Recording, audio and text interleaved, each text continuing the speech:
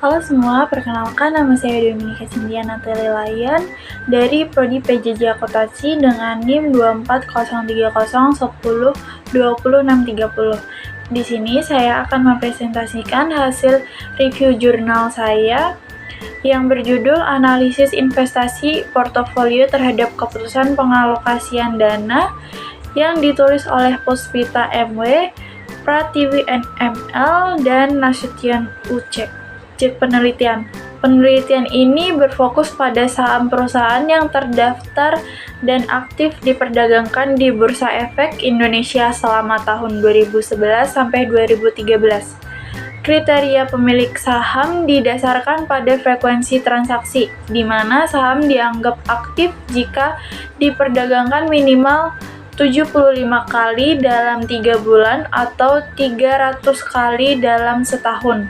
Dari kriteria tersebut, penulis berhasil mengidentifikasi 33 saham. Masalah penelitian. Berbagai alasan dapat mempengaruhi keputusan dalam pengalokasian dana investasi, salah satunya keputusan investasi pada saham. Dengan mengatasi portofolio saham yang optimal, dapat diperoleh hasil investasi yang paling efisien dan mencapai tingkat pengembalian yang diharapkan lebih besar.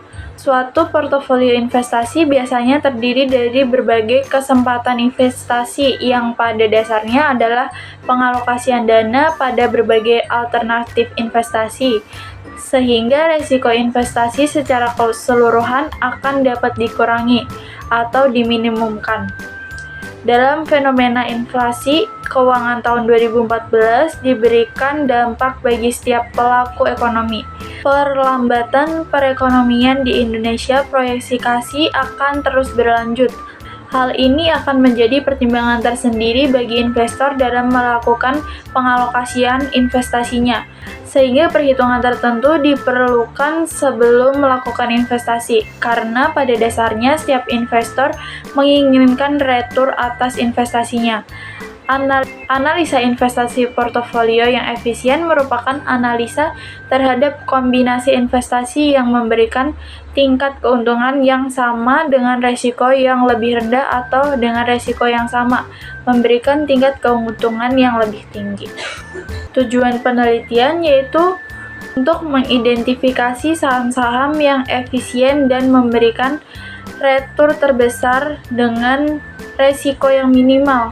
Penulis menggunakan metode indeks tunggal untuk menentukan urutan saham berdasarkan nilai excess return to beta atau ERB, sehingga dapat membentuk portofolio investasi yang optimal.